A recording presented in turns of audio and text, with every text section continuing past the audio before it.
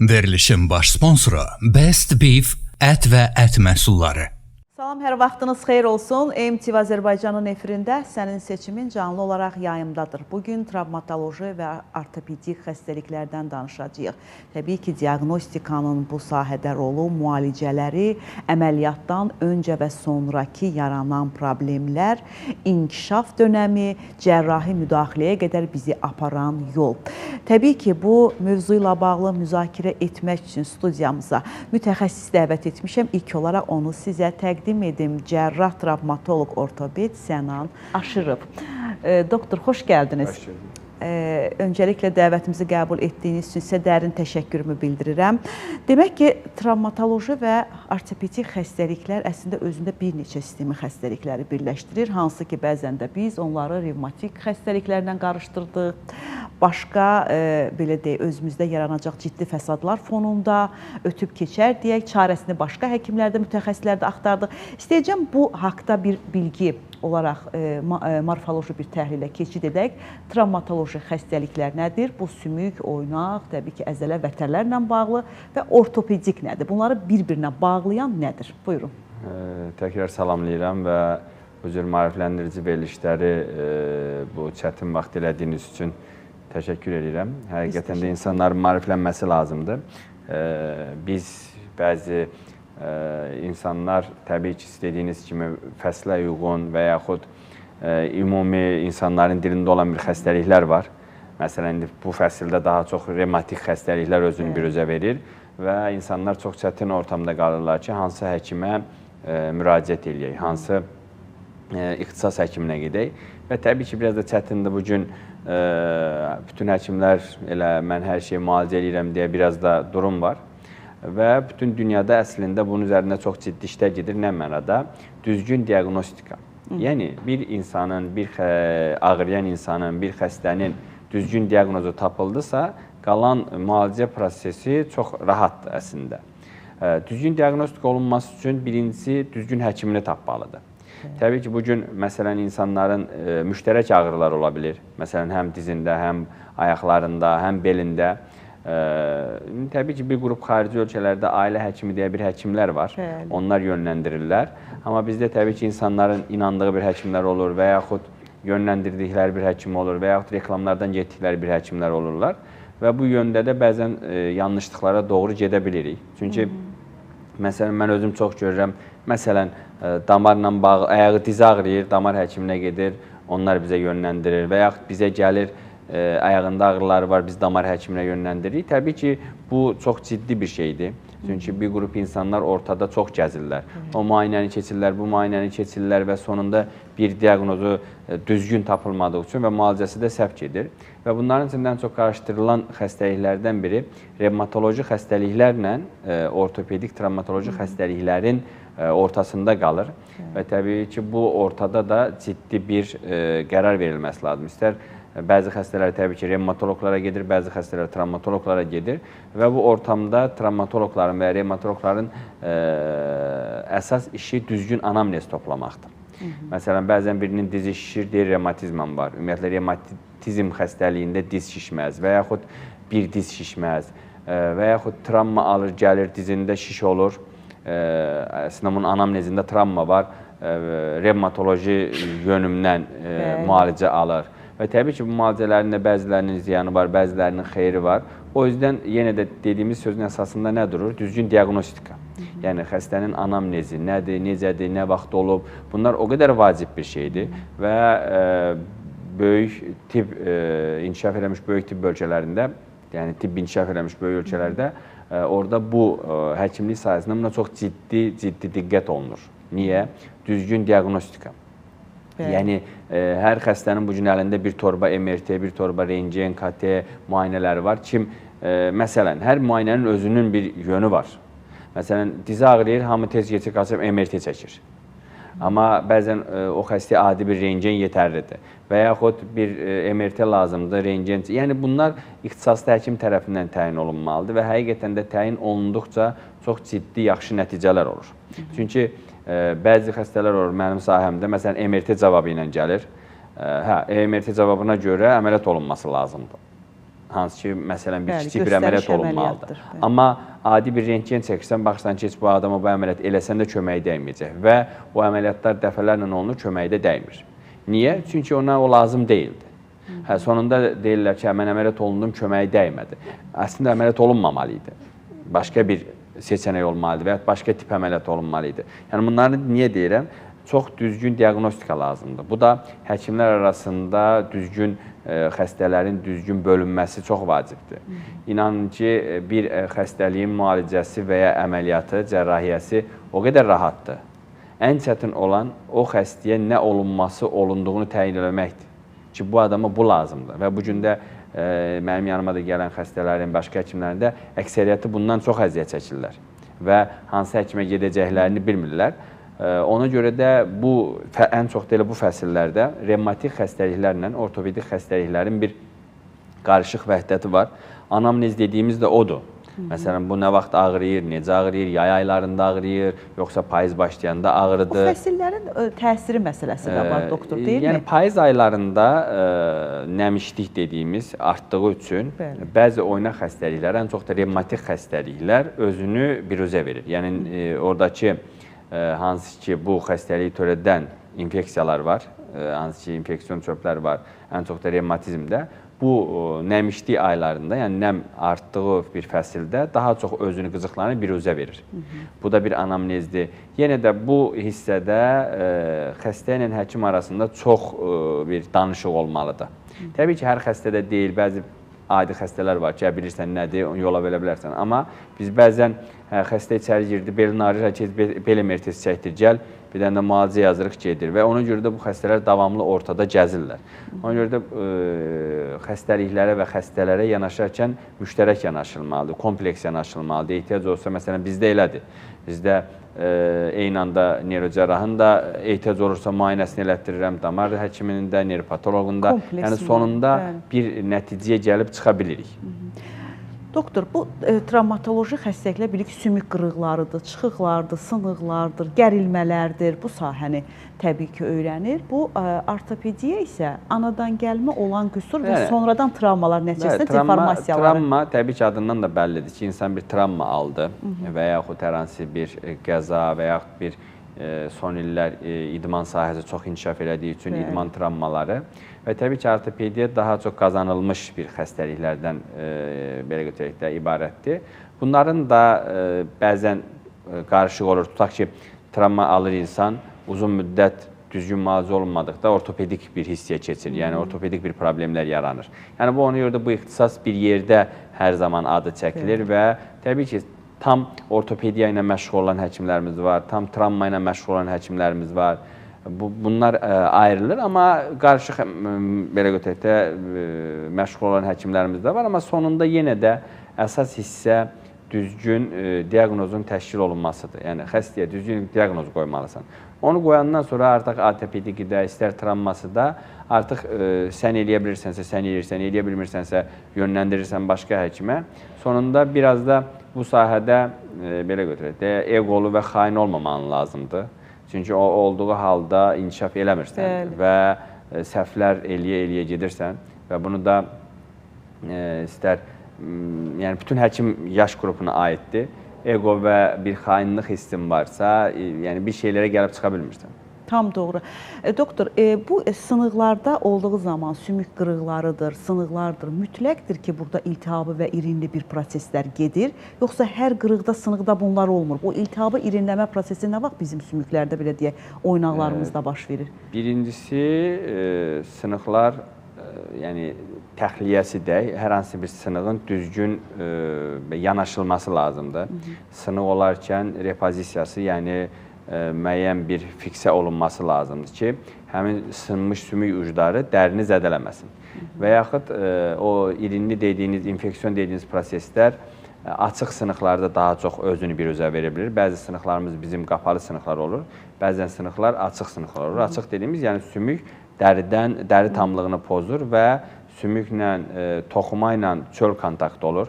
Hər hansı bir yerə mi dəyir və yaxud bir çöldən bir infeksiya qapa bilir. Və təbii ki, buna da ciddi bir yanaşılması lazımdır.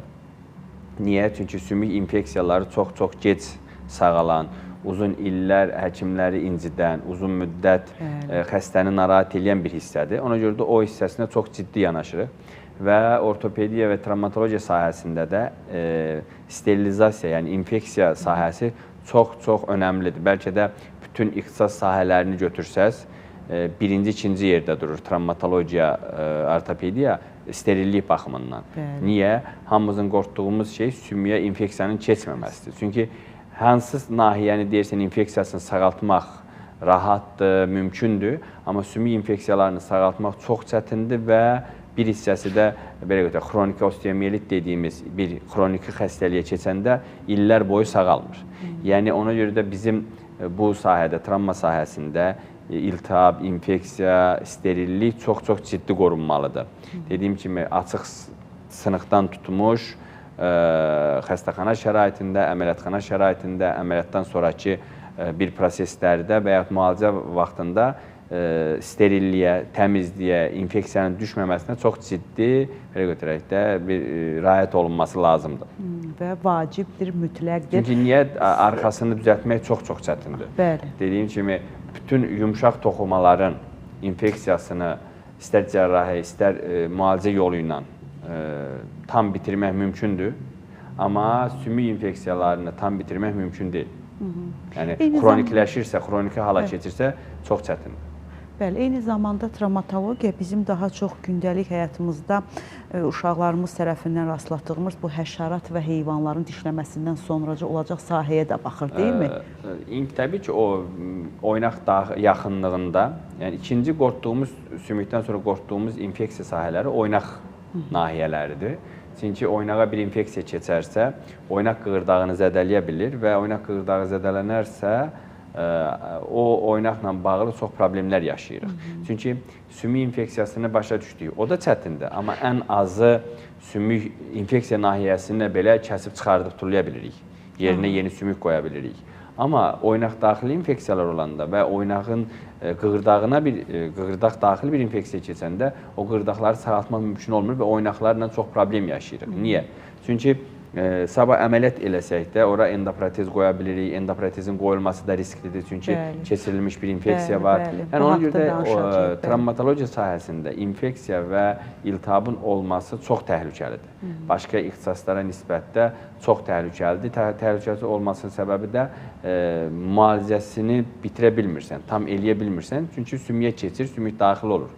Gərək sümüyü kəsib turlayasan və yaxud oynağı bağlayasan ki, infeksiya olmasın. Ona görə də bu sahələrdə də dediyiniz o həşərat tikləmələrdir və yaxud zədələnmələrdir. Oynağa yaxın nahiyədə olarkən ciddi yanaşılması lazımdır ki, həmən həkim müdaxiləsi olsun. Çünki bizdə biraz bəzən var, öz yanımızdan kompreslər qoyuruq və yaxud el arası deyək, özümüzdən müalicələr eləyirik və bəzən də fəsadları çox pis olur. Və məsələn, mənim bir gördüyüm bir xəstə üzərindən uzun illər qabaq, məsələn, bir xanım idi cavan, diz oynağının travmasından sonra qoyun piyi bağlamışdılar və çox-çox ciddi bir fəsadlarla rastlaşdı. Və iltihablaşmanın da risk faktorunu daha çoxaldır. Yəni quyruq yağını əridərək isti qoyanlar var. Ciddi bir fəsadla rastlaşdı o insan. Dediyim kimi, bu şeylər düzdür. Var, keçmişdə olub belə bir şeylər, amma risk faktorlarıdır. Bu şeylərdən biraz çalışıb aralı durmaq lazımdır. Çünki müasir dövrdür. Yəni, o tip hallarda belə təcili həkim müdaxiləsi daha vacibdir. Statistika çoxmu göstərir bundan əziyyət çəkən xəstələrimizin sayını? Statistika, qabaqlar təbii ki, daha çox idi. Bir də qabaqlar çox görmürdük. İndi artıq insanlar daha müasirləşib, internet əsridir, hamı internetdə hər şeyə baxır, görür. Qabaqçılara baxanda daha azalıb. Çünki həm həkim sayı artıb, həm mütəxəssislərin sayı artıb. Qabaqçına baxanda insanlar daha çox maariflənir. Bilgilənirlər artıq. Bu tip şeylərə görəndə köhnə, bəlkə də indi mən 40 il qabağı görməmişəm, amma son illərin tendensiyasına görə daha azalıb. Yəni çünki insanlar daha çox maariflənir. Biz bayaq endoprotezlərdən danışdınız, doktor.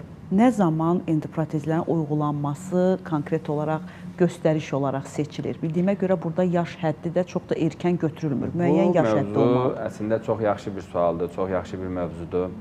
Niyə? Çünki bu gün müasir travmatologiya ortopediya sahəsində çox öndə gedən bir əməliyyatlardır və hər kəsin eləmək istədiyi, hər kəsin eləmə niyyətində olduğu və yaxud çox insanların elədiyi bir əməliyyat növüdür.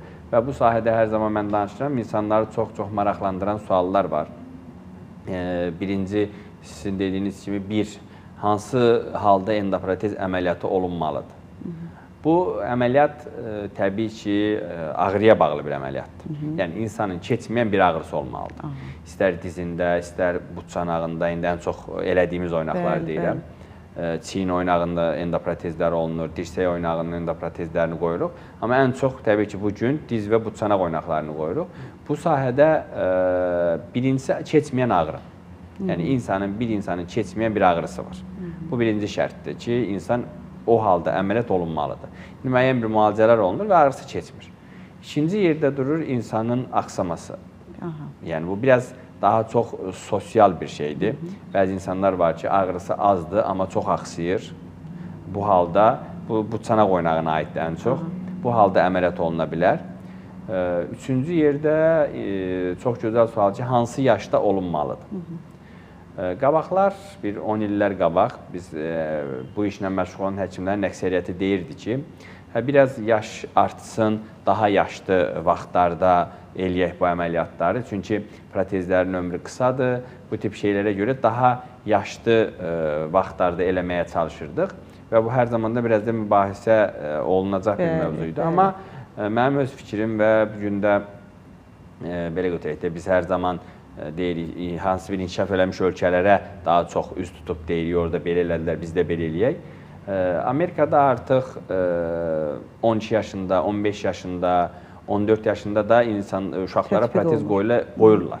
Amma o demək deyil ki, biz də 14 yaşında insanlara protez qoymalıyıq. Əsasən bizim ölkədə yaş qrupu başlayır 17-18 yaşından sonra endoprotezlər qoyuruq və qoyula bilər. Bu əməliyyatların 17 yaşdan sonra heç bir yaşı yoxdur. 100 yaşında da xəstə yaşı varsa, olunura bilər əməliyyat. Hər yaş qrupunda oluna bilər. Sadəcə xəstə düzgün seçilməlidir. Belə götürək də, bu işin arxasını apara biləcək xəstələrə bu əməliyyat olunmalıdır. Düzgün idmanı, düzgün bunun sonraki proseslərini davam etdirilməsini bilən xəstələrə əməliyyat olunmalıdır. Amma təkrar deyirəm, 17 yaşından sonra, niyə 17 yaşın? Çünki böyümə müddəti bitir artıq, ondan sonra inkişaf olmadığı üçün, yəni insanlar artıq boy uzanmadığı üçün və yaxud hər hansı bir oynaq böyümə zonası bağlandığı üçün 17-18 yaşından sonra bütün xəstələrə ehtiyac varsa, keçməyən ağrısı, aksaması ciddi, bu tip şeylər varsa endoprotez oluna bilər. İnsanları ən çox maraqlandıran bu endoprotez sahəsində çox suallar verilir. Endoprotezin ömrü nə qədərdir? Birincisi, endoprotezlər çox çeşidli endoprotezlər var. Növlərinə, ölkələrinə, sonra istehsal şirkətlərinə görə dəyişir. Amma birinci yerdə durur həkimin onu düzgün qoymasına. Yəni, düzgün icra olunmalıdır əməliyyat. Ən çox da bu çanaq oynaqlarında təbii ki, orada müxtəlif belə götürək də nüanslar var ki, onu indi burada göstərmək mümkün deyil. Hər xəstəyə onu başa sarırıq. Bütün detalları düzgün yerləşdirilməsi lazımdır, uzun ömürlü olması üçün. Çünki düzgün yerləşdirməzsənsə, bir müddət sonra sıradan çıxacaq. İkinci yerdə durur, təbii ki, protezin keyfiyyətli olması. Keyfiyyətli şirkətdən, keyfiyyətli implantların qoyulması, bu çox vacibdir. Endoprotezin insan həyatında ömrü üçün. Üçüncü yerdə durur, insanın bunu necə saxlaması. Bəli, necə qoruyacaq. İnsanın çəkisi, qadın kişi olması, nə qədər ona travma verməsi və yaxud onun, məsələn, qadınlardan çox klimakterik dövrə girməsi və yaxud yanaşı bir xəstəliklər varmı, yanaşı dərmanlar, hormonal dərmanlar qəbul edən insanlar varmı? Çünki onlar sümük boşaltmasına gətirib çıxardır. Yəni bunlar əgər hamısı düzgün qaydasında dediyim şeylər olunarsa, ortalama implantların ömrü 25-40 il arasında dəyişir. Ki daha biraz tez ola bilər, daha biraz gec ola bilər. Dediyim bu nüanslara görə dəyişir. Xəstənin dediyi çəkisinə, kişi, qadın olmasına, implanta və həkimin onu yerləşdirməsinə görə. Və təbii ki, implant qoyulandan sonra yenə də insanların maraqlandıran ən çox suallar, mən nə vaxt gəzə bilərəm? Diz oynağının endoprotezlərindən sonra, əgər standart endoprotezlərdirsə, sabahsından gəzməyə başlayırlar insanlar və 2-4 həftə arasında tam normal həyatlarına qayıdırlar. Butçanaq endoprotezlərində yenə standart birincili endoprotezdirsə, sabahsından gəzmə icazəsi veririk. Yox, xüsusi bir endoprotez qoyulubsa, revizyon bir endoprotezdirsə, müxtəlif orada nüanslar var. Onlar varsa, bir ay və ya ay yarım sonra xəstənin gəzməsinə icazə veririk. Amma əsasən sabahsı gündən gəzilməsi icazəlidir və yenə də insanlara verdikləri sual, mən nə vaxt aktiv həyatıma qayıda bilərəm, idmanla məşğul ola bilərəmmi, qaça bilərəmmi? Burada yenə də qoyulan implanta görə dəyişir və qaçma icazəsi var, amma aktiv hər hansı bir idmanla məşğul olmasına icazə yoxdur. Amma normal adi həyatında qaçması, gəzməsi, heç bir belə qadağa yoxdur bu endoprotezlər üçün və ona görə də bu illərin və bütün dünyada da son illərin ən belə götürək də modda olan, məşhur olan bir əməliyyatlarıdır. Bəli, eyni zamanda da uğurlu əməliyyatlardır. Amma doktor, biz reklam fasiləsində çıxırıq, sonra qayıdandan sonra bu endoprotezlərin doğru düzgün yerləşdirmədikdən sonra, buna da sizə qısa bir cavab istəyəcəm reklama qədər. Yəni, doğru düzgün yerləşdirmədən baş verdiyi ciddi fəsadlar da verir, deyilmi? Çox ciddi fəsadları var. Endoprotezlər elə bir şeydir ki, iki cür olur. Ya çox yaxşı olur, ya çox pis olur. Çünki o qədər nüanslar var orada, çox ciddi nüanslar var. Həqiqətən də nəticə yaxşı olmayanda həm xəstə, həm həkim çox ciddi əziyyət çəkir. İndi reklam fasiləsindən sonra o mövzuda çox ciddi danışacağam. Niyə? Çox diqqət olunmalı olan bir hissədir. Çünki adi bir infeksiya keçərsə, yəni Allah qorusun, həm xəstə, həm həkim çox əziyyət çəkirlər. Və onun da keçməməsi üçün və yaxud az risk olması üçün nələri eləməliyik? Bunlar çox vacibdir. Yenə də sonucda əgər müalicə endoprotezə söykənirsə, təbii ki, onu qorumaq hər zaman deyilir ki, bəzən biz düşünürük ki, doktor, əməliyyat oldu, bununla hər şey bitdi deyə. Əməliyyatdan sonraki məsələlər var, reabilitasiya dövrü var, fizioterapiyası var, hətta qida pəhrizinə qədər var ki, bu mərhələlər mütləq gözlənilməlidir ki, biz sonda istədiyimiz nəticəni alaq, yoxsa təbii ki, doktorun da vurğuladığı kimi ciddi fəsadlar var. Biz reklamdan sonra həmin fəsadlardan, ağırlaşmalardan və problemlərdən də danışacağıq və bu vaxta qədər əslində bəzən də deyirik, günah bizim özümüzdədir ki, biz bu ağrıları bu mərhələyə qədər gətirib çatdırırıq. Yanlış istiqamətlərdə, yanlış mütəxəssislərdə müalicələr, yanlış müayinələr, diaqnozlar, təbii ki, sonda yenə də əziyyət çəkən biz pasiyentlər oluruq. Qısa reklam arasına ayrılırıq. Reklam fasiləsindən sonra yenidən müzakirəmiz davam edəcək.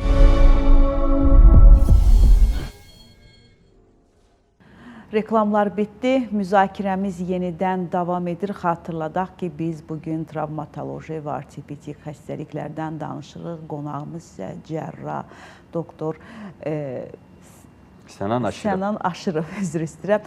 Sənan Aşırov, mövzuya keçid etməzdən öncə mən verilişimizin baş sponsoru Best Beef ət və ət məhsullarına dərin təşəkkür etmək istəyirəm. 2002-ci ildə Elite Food Company adı altında Best Beef markası ilə fəaliyyət göstərir. Yüksək keyfiyyət və kalitəli keyfiyyətə söykənəcək peşəkarların məhz çalışdığı bir müəssisə, hansı ki, orada bizim tam sağlam qidalanmağımızın təminatı və zəmanəti verilir. Təşəkkür edirəm Best Beef. Doktor, uzun illərdir ki, təbii ki, cərrah olaraq çalışırsınız. Eyni zamanda bizim çox, belə deyək də, peşəkarların çalışdığı və bizim keçən ildə proqramımızda uzun zaman elə oradan dəyərli doktorlarla, elə Fərid doktor sizdən, Sübhan doktorla Bakı Sağlamlıq Mərkəzinin cərrahı olaraq çalışırsınız və travmatoloq, cərrah, travmatoloq, ortoped, belə deyək, Sənan Aşırov deyəndə təbii ki, hər kəs sizin elə bu ağır müdaxilələrinizdə edə biləcəyiniz toxunuşlar, etdiyiniz uğurlu nəticələrdən danışır. Ona görə də biz elə sizi seçilməz efirimizə də çağırdıq ki, bu haqda danışaq. Təbii ki, uğurlu mütəxəssis, təbii bugün Sənan Aşırov o əməliyyatı uğurla edə bilər və bunun nəticəsində endoprotezlərin fəaliyyəti bizim sonraki sağlamlığımıza heç bir ciddi ziyan vura bilməz. Amma bunu yanlış yöntəmlərlə və yanlış insanlara uyğulayanda, dediyiniz kimi, burada ağırlıq dərəcəsi belə gözə alınmadan, gərəkli, gərəksiz yerə istifadə olunanda təbii ki, burada ciddi problemlər yaşanır və hansı ki, bu problem ardıca bir neçə ciddi problemləri gətirir ki, yenə də həkimlər və tibb onun qarşısında belə aciz qalır. Bax, çox gözəl vurğuladınız. Birincisi, deyir o yaxşı cərrahdır ki, nəyi eləmədiyini bilir. Bəli. Yəni, nəyi eləyəcəyini hamı bilir, amma nəyi eləməməli olduğunu bilməlidir. Yəni, bunu eləməməliyəm və ya olunmamalıdır və bu sahədə də şükür ciddi çalışırıq. Və bu təbii ki, təkcə məndən asılı deyil. Bir uğurlu həkimin, bir uğurlu nəticənin arxasında ciddi bir iş durur. Bu işin əsasında təbii ki, xəstəxana ciddi bir durur. Çünki xəstəxanada olan sterilizasiya bölümü, sterilizasiya sahəsi, müəssisə də çox önəmlidir, doktor. Tibb personalı, bizim ayrıca xüsusi sağ olsun Bakı Sağlamlıq Mərkəzi, ciddi bir travmatologiya şöbəmiz var, ciddi sterilizasiya hissəmiz var və buna da çox ciddi nəzarət olunur. Arxasıca çox ciddi bizim xəstəxananın da şöbənin də tibb personalı var. Bunların hamısından keçərək hər türlü şərait var. Çünki şərait dediyimiz endoprotez əməliyyatları həqiqətən də düz deyib çox yerdə olunur. Amma kompleks olunduğu halda nəticələr çox yaxşı olur. Və statistika elmi dediyimiz bir statistika var.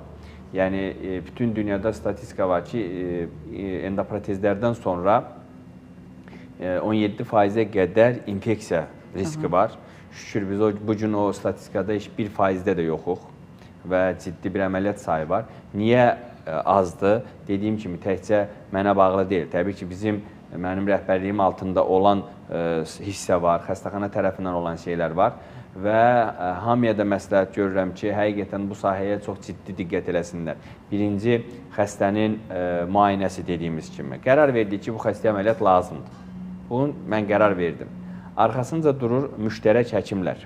Bax, bizim xəstəxanada da bilirlər, xəstələr də bilirlər, bizim personal da bilir ki, xəstələri çox ciddi hazırlayırıq. Ciddi hazırlayırıq dediyimiz bir hökmən damar həkiminin baxışı, ehtiyac olursa nevropatoloqun baxışı, anestezioloqun dəfələrlə baxışı, bir əməliyyatdan bir hazırlıqdan öncə, hazırlıq vaxtı, əməliyyat öncəsi, arxasıca personalın bu sahədə ciddi, belə götürək də, hazırlığı, sterilizasiya ciddi nəzarət, arxasınca əməliyyatxanaya, məsələn, bizim xəstəxanada ortopedi və travmatologiya əməliyyatxanası çox ayrıcadır. Yəni, bunları tərif üçün demirəm və ya reklam xarakterli də demirəm. Niyə ayrıcadır? Çünki ora başqa insanların girib çıxması, xəstələrin girib çıxması infeksiya riskini artırır. Əməliyyatxanaya girən insan sayının, girib çıxan insan sayının çox önəmi var. Xüsusi geyimlərimiz var, baş geyimləri, ümumiyyətlə geyimlər var. Niyə? Bunların hamısı ona görədir ki, xəstəyə hər hansı bir infeksiya riski çox azalsın.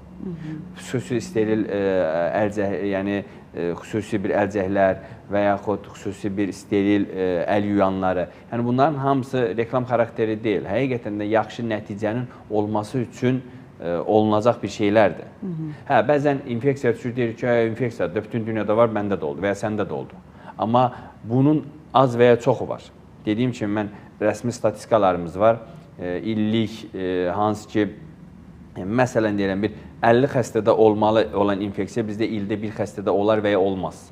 Bu da dediyim kimi bizim çox ciddi həm xəstəxana tərəfindən və biz tərəfdən ondan bir nəzarətlər var və hazırlanması. Məsələn, burada ən çox böyük risklərdən biri də endoprotez əməliyyatlarında. Çünki əksəri biraz yaşlı insanlar olurlar. Tromboemboliya riski çox yüksəkdir bu xəstələrdə. Onun üçün də əməliyyat öncəsi həm antikoagulantların düzgün istifadəsi, biz tərəfdən kardioloqların və anestezioloqların təyinatı üzrə İkinci, damar həkiminin konsultasiyası. Ehtiyac olursa, məsələn, bir qrup xəstələrimiz damar əməliyyatı olunub, sonra bizim yanımıza gəlirlər. Və yaxud eyni anda, məsələn, bu yaxınlarda bir xəstəmiz var idi, tromb var idi ayağında, amma məcburi əməliyyat eləməli idik. Məsələn, bizim invaziv radioloqlarımız sağ olsunlar, xüsusi bir filtr qoydular, əməliyyatı da elədik, hər şey də çox yaxşı. Yəni, bunları niyə deyirəm? Uğurlu, yaxşı nəticənin olması üçün kompleks bir işlər görülməlidir. Bunlar olduğu halda dediyimiz ən böyük iki fəsad. Bir, infeksiya, iki, tromboemboliya riski çox aşağı düşür. Sizin bayaq vurğuladığınız implantın düzgün yerləşdirilməməsi. Təbii ki, implant düzgün yerləşdirilmədiyi halda xəstədə ağrı qalır və ya tez oynayır protez. Bu da nəyə gətirir? Erkən ikincili əməliyyata, yəni revizyon dediyimiz əməliyyata. Və bunlar hamısı ortopediya, travmatologiya sahəsində endoprotez cərrahiyyəsinin çox ağırlı bir sahəsidir. Və bunların həkimin başına gəlməməsi üçün dediyim şeyləri əvvəlcədən etməsi lazımdır. Bir, düzgün xəstənin hazırlanması, həkimlərin birlikdə qərar verməsi, düzgün sterilizasiya, bunlar çox vacibdir ki, bu nəticələrin yaxşı olması, yəni sonunda bizim hamımıza lazım olan, həm xəstəyə sonunda bir insan həyatıdır, həm də həkimin belə götürək də işi yaxşı etməsi üçün. Bəli, uğurlu nəticə üçün təbii ki, hər kəs komple halda çalışması və diaqnostik edilməsidir.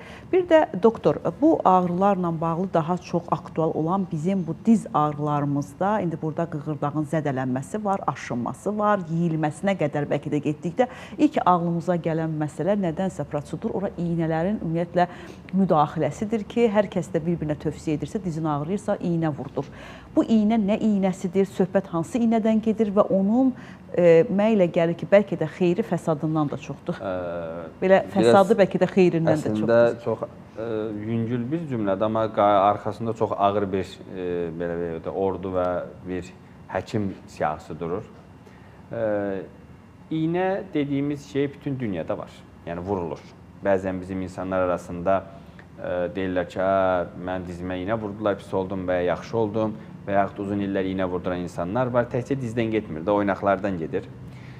Bu iynə vurulması, bayaq dediyim bir cümlə var, bir alimlərdən biri deyir ki, insanın əlində çəkic olanda hər şey gözünə mismar görsənir. Yəni, nə deməkdir bu? Mən iynə vura bilirəmsə, hər kəs qabağıma keçəndə iynə vurmaq niyyətim gəlir qabağıma. Bir, çox vacib olan şey, bayaq dediyimiz, bu xəstənin kimdə, kimə iynə vuracaqsa və ya vurmayacaqsa, o adamın diaqnozu. İki, bu adama nə olunmalıdır prosedur olaraq? Müalicə, yəni tədbirlərindən danışırıq. Yəni, bu adama konservativ iynə dərman müalicəsi mi eləyək və ya fizioterapiya müalicəsi mi eləyək və yaxud bir iynə mi vurulsun? Gəlir çıxırıq iynə vurulmasına. Yəni, qərar veririk ki, bu adama iynə vurulsun. Təbii ki, iynə vurulması da əslində biz tərəfdən adi bir proseduradır. Amma sonunda arxasında böyük şeylər durur. Nədir o böyük şeylər? Bu, bir revmatik xəstədirmi? Bir arxasında yatan artrit xəstəliyi varmı? İnfeksiyon xəstəlikdirmi? Və buna iynənin köməyi dəyərmi, dəyməzmi? Bu, qərara gəlib çıxandan sonra ki, bu xəstəyə iynə vuracaq. Təbii ki, iynə vurmaq dönəminə gələndə də bugün çox iynə çeşidləri var, iynələr var, hər həkimin bir seçimi var. Birinci yerdə təbii ki, ağrı üçün kortizon iynələri vururuq, steroid iynələr deyirlər buna. Bəli, çox vurulur, dünyada da vurulur, biz də vururuq. Çox vurulması zərərlidir, amma bəzən həqiqətən də inanılmaz yaxşı nəticələri var. Məsələn, illərdir çox konservativ müalicə olunan adama bir iynə vurursan, ağrıları tamam keçir.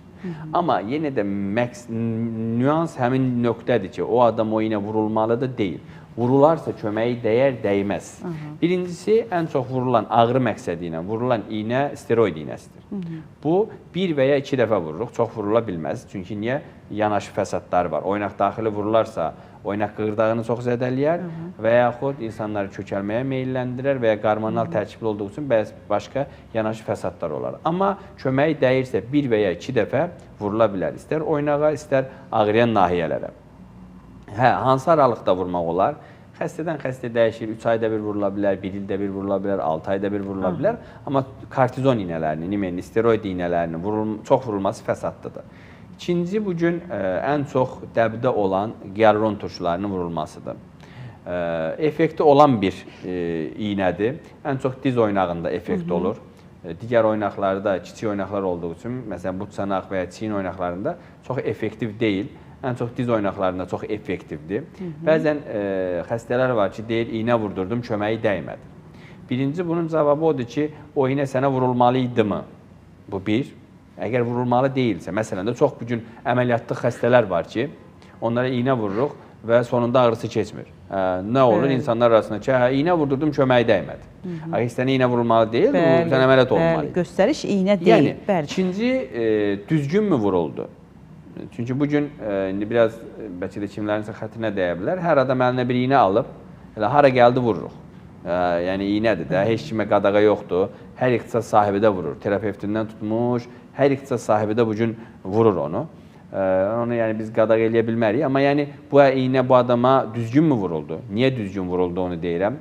Bu oynaq daxili bir iynədir. Yəni nahiyyə olaraq düzgün seçilməsi yəni adından görsənir ki, adı oynaq daxili iynədir. Oynaq daxili. Oynaq daxili iynə o demək ki, oynaq yarığına və ya oynaq boşluğuna tökülməlidir bu iynə ki, effektiv olsun. Əgər oynaq boşluğuna tökülmürsə, bu effektiv olmur. Sonunda yenə nəticə nədir? İynə vurdurdum, köməyi dəymədi. İynə və həkim qınanılır. Yəni, ona görə də burada həkimlərin üzərindədir bütün işlər. Yəni, heç bir bu işdə xəstələr qınanılmır. Niyə? Çünki həkim vurur bu proseduranı.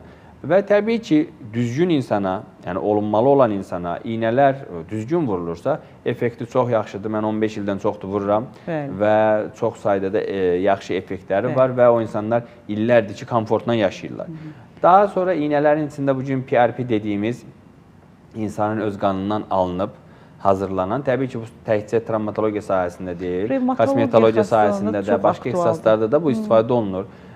Zədələnən nahiyələrə vurula bilir, təkcə oynağa deyil, zədələnən əzələlərə, vətərlərə, oynaq kənarlarına, oynaqlara vurula bilir və effekti var. Amma yenə də birinci məqsəd ki, bu adama bu oluna bilərmi? Bəli, uyğulanması və onun göstərişi təbii ki, vacibdir və iynənin vurulduğu nahiyəni mütəxəssis seçməlidir. Telefon xəttində tamaşaçımız var, mümkünsə icazənizlə eşidək sizi. Hər vaxtınız xeyir olsun, buyurun. Alo, salam. Hər vaxtınız xeyir, buyurun. Mən doktorun xəstəsiyəm, patsiyonda olmuşam. Və sadəcə təşəkkürümü bildirmək istəyirəm doktora. Biz təşəkkür edirik. Bir pasiyent məmnunluğu. Doktor, salamlayıram sizi. Sağ olun. Hüseynova Gülnarədir, sizin məsul pasiyentiniz. Doktor mənim hər iki oynağımı, diz oynağımı endoprotez əməliyyatını eləyir. Çox da razıyam. Sadəcə buradan demək istəyirəm ki, bütün pasiyentlərə kim endoprotez əməliyyatı eləyirsə, doktorun qızıl əllərinə etibar eləsin özlərin. Çox razıyam, olduqca razıyam doktor, çox sağ olun, təşəkkür edirəm. Nə yaxşı ki, varmısınız. Sağ olun. Biz təşəkkür edirik ki, nə gözəl ki, sağlamlığınıza qovuşmuşsunuz. İnsanlar bəzən başa düşər ki, biz qurmaziyən burada tutmuşuq. Həqiqətən də bizim çox hörmətli bir xəstəmizdir. Yox, adı Hüseynova Gülnar, özü də deyir, sizin başı bəlalı pasiyentiniz, yəni ki, artıq. Çox. Əslində, bir xəstəliyin sağalmasında yəni insanın da ruhu, psixologiyası çox önəmlidir. Yəni, insanın özünün psixologiyası sağalmasına çox vacib təsir edir. Bizim bu xanım da çox bir pozitiv bir insandır. Həqiqətən, bir dəfə də ağrıyıram, sözü eşitmədim. 2 diz oynağında dəyişmişik, endoprotez qoymuşuq. İllərdir qoyulub və həqiqətən də yaxşı nəticəsi olan insanlardan biridir. Burada həkimin də pasiyentə verdiyi inam, etibar, güvən hissi çox önəmlidir. Çox önəmlidir. Çox önəmlidir. Onlardan siz yaşamaq üçün yaşam mücadiləsi və əməliyyata gedən bir yolculuqda inamın olaraq o əməliyyata girmək bir başqadır. Xəstə psixologiyası çox vacibdir. Niyə? Dedim, bu xanımlarla bağlı. Niyə vacibdir? Çünki həqiqətən də heç kim istəməz əməliyyat olunsun. Bu çox vacibdir. Amma bəzən təbii ki, insanlardan da görürəm. Bəzən ola bilər, məndə də olar. Həmən direkt deyir ki, sən əməliyyat olunmalısan, əməliyyatsız heç bir şeyin yoxdur, bu. İndi insanlardır, bəzən əməliyyat olunmaq istəmirlər, bəzən psixolojik hazır deyirlər, bəzən sosial durumlar ona yol vermir və dediyiniz kimi o inam nöqtəsinə gəlib çıxmaq lazımdır. Xəstə sənə inandısa, bu da işin bir yaxşı tərəfidir və nəticələrə çox ciddi təsir edir. Bu qədər təbii ki, xəstəlikləri özündə itva edən bu travmatoloji və ortopedik sahə təbii ki, çox ciddi və bir neçə bizim bu orqanizmimizdə baş verəcək deformasiyalardan, sümük qırığı, sınığı, çıxığı bir neçə formada özünü yansıdır. Doktor, təbii ki, bundan əziyyət çəkən insanlar en qədərdir. Bəzən də biz heç övladımızda belə baş verdiyini, nədən olduğunu fərqində deyilik. İdmanda belə yüngül zədələnməni biz adi bilib, amma ondan sonra ciddi fəsadın olacağını belə düşünmürük. Bundan əziyyət çəkən insanlar üçün müalicə metodunun necə aparılması, ümumiyyətlə uyğulanmasından istəyirəm danışaq ki, bundan əziyyət çəkən insanlar biraz maariflənsin. Medikal konservativ müalicə necədir və hansı halda göstəriş birbaşa cərrahi müdaxilədir? Bayaq vurğuladınız, bəzi travmalar var. Yəni, tutaq ki, sınıqlardan danışırıq. Yəni, bir sınıq var və travma nəticəsində əmələ gəlib. Təbii ki, ilkin başda bunu, belə götürək də, sınığın tipləri, yer dəyişməsi və oynaq daxili olması, açıq, qapalı, bunlar hamısı müalicə prinsiplərini dəyişir. Və dediyim kimi, xəstənin belə kim olması, nə istədiyi bəzən dəyişir. Məsələn, elə bir əməliyyat eləmişik ki, körpücü sümüyünün tutaq ki, sınığı var. Əməliyyatsız da düzələ bilər, hansı ki, 6 həftə gips sarğısında qalmalıdır. Məsələn, bəzən xəstə deyir ki, mən 6 həftə gips sarğısında qalmaq istəmirəm. Məsələn, o əməliyyat olunur. Bəzən başqa bir həkim ona baxa bilər, deyir, bu əməliyyatlıq deyil. Məsələn, amma xəstənin orada istəyi deyir ki, mən 6 həftə gipsdə qalmaq istəmirəm, mən istəyirəm əməliyyat olunan bir həftə sonra aktiv həyatıma başlayım. Bu da ola bilər, amma var tibbi göstərişlər. Bəzi sınıqlar var ki, tibbi göstərişdir. Onlar hansı sınıqlardır? Bir, yer dəyişən və repozisiyaya gəlməyən, yəni ağız-ağıza durmayan. İkincisi, oynaq daxili yerini dəyişən sınıqlar. Üçüncüsü, konservativ müalicəyə tabi olmayan sınıqlar var ki, hansı ki, gipslə müdaxiləsi uzun çəkir və bunu gipslə sağaldarıqsa uzun çəkdiyi üçün kontrakturalar əmələ gələ bilər və bu sahədə tibbi göstəriş olaraq əməliyyat qərarı veririk. Əməliyyat qərarı veriləndən sonra hansı vaxt əməliyyat eləyək, travmanın hansı günü əməliyyat eləyək sualı gəlir. Təbii ki, nə qədər erkən olunsa bir o qədər yaxşı olur. İkincisi, hansı ətrafda açıq sınıq, məsələn, açıq sınıqlar təcili əməliyyat tələb eləyən bir sınıqlardır, repozisiya olunmalıdır, sümük belə götürək də açıq nahiyə qapadılmalıdır və yaxud bir cırılmış bir nahiyə varsa o tikilməlidir. Bu təcili tələb olunan. Bir də var, belə götürək də planlı əməliyyatlar, hansı ki, gipsə qoyulur və bir gün, 2 gün, 3 gün sonra planlı olaraq əməliyyatlar olunur. Təbii ki, orada əməliyyatların seçimi, yəni hansı tip əməliyyat olunması həmin cərrahın, belə götürək də, verdiyi qərara bağlıdır. Amma təbii ki, bu sahədə, bu travma sahəsində bayaq vurğuladığınız ki, məcburi əməliyyatlar var. Məsələn, ən çox idman sahəsində bugün bağlarımız zədələnir və ən çox da bunların içində birinci yerdə durur diz oynağı. Çünki böyük oynaqdır və yüklənmə ən çox diz oynağına olduğu üçün diz oynağı travmaları daha çox baş verir bugün bütün idman sahələrində. Düzdür, idman çeşidlərinə görə dəyişir. Məsələn, hansı idmanda daha çox hansı travmalar olur? Məsələn, güləşdə tutaq ki, ən çox çiyin zədələnə bilir, ancaq futbolda daha çox diz zədələnə bilir. Amma toplumda bütün statistikaya baxsan, ən çox zədələnən diz oynağıdır. Və bu diz oynaqlarının zədələnmələri var. Burada yenə də həkimin təcrübəsi, savadı çox-çox vacibdir. Amma həkimin təcrübəsi, savadına baxmayaraq, bəzi travmalar var ki, bunun bir mənalı nəticəsi əməliyyatdır. Məsələn, diz oynağında indi bir idman nəticəsində, bir 20 yaşında bir adamın aktiv idmanla başlayır, ön çarpaz bağı qopubsa, bu heç vaxt öz-özünə sağalmır. Yəni, bu bir mənalı əməliyyat olunması lazımdır. Nə vaxt olunmalıdır, neçə gün sonra olmalıdır, xəstə nə vaxt istəyir, həkim nə vaxt istəyir, bu başqa bir mövzudur. Amma bir insanın diz oynağında menisk yırtığı varsa, məsələn, indi onun meniskin də növləri var, yırtığın növləri var. Məsələn, tam bir menisk yırtığı varsa, bir idmançıdırsa, bu bir mənalı əməliyyat olunmalıdır. Bəzən bizdə düzdür, ehtiyac olur, bəzən olmur, fizioterapiya proseduraları eləyirik, lazımdır. O demək deyil ki, lazım deyil. Amma o yanlış yerə yönəlməsin ki, bu adam fizioterapiya ilə menisk yırtığı düzələcək. və yaxud iynə vuracaq, menisk yırtığı düzələcək və yaxud mən səni müalicə eləyəcəm, menisk yırtığı düzəlmir. Sadəcə sakitləyə bilər, şikayət verməyə bilər insana. Dediyim kimi, bir idmançıdırsa və meniski yırtılıbsa, bu əməliyyat olunmalıdır. Bəli, göstəriş əməliyyatı. Medial bağ dediyimiz iç bağ dartılıbsa, bir hissəsi yırtılıbsa, bəli, o konservativ müalicəyə gedə bilər, konservativ müalicəylə düzələ bilər və yaxud bayır bağ hissəvi zədələnibsə, bir hissəsi zədələnibsə və yaxud hər hansı bir əzələnin bir hissəsi zədələnibsə, onu fizioterapiyalarla, müxtəlif konservativ müalicələrlə, iynələrlə sağaltmaq mümkündür. Amma bu hissədə, dediyim kimi, həkimin təcrübəsi, yanaşması, ən önəmli şey xəstəyə yanaşmaqdır. Üçüncüsü, xəstənin kim olması. Məsələn, biri var, məsələn, bir 19-20 yaşında bir adi xanımın ön çarpaz bağı zədələnib.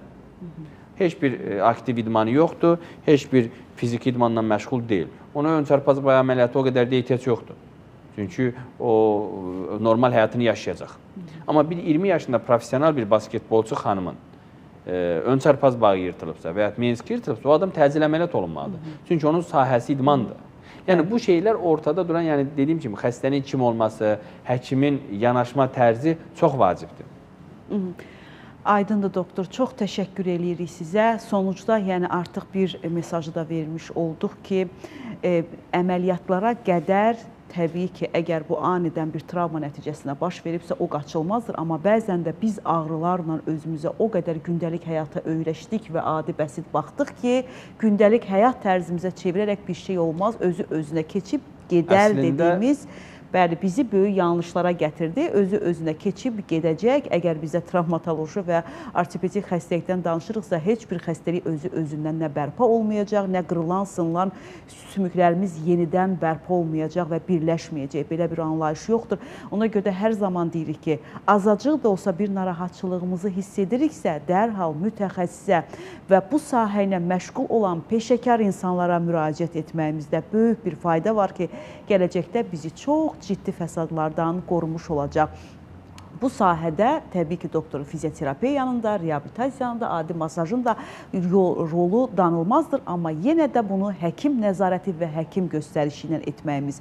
Təşəkkür edirik, doktor, gəldiyiniz üçün. Bugün təbii ki, çox elmli və bilimli maarifləndirməyimiz üçün biz Sənan Aşırov, doktor, sizə dərin təşəkkür edirik. Bakı Sağlamlıq Mərkəzinin cərrah, travmatoloq və ortopedi Sənan Aşırov idi qonağımız. Doktor, təşəkkür edirik bir daha. Təşəkkür edirəm ki, belə maarifləndirici verilişləri verirsiniz. Biz təşəkkür edirik. Sabah eyni vaxtda fərqli mövzu ilə görüşmək ümidi ilə. Salamat qalın.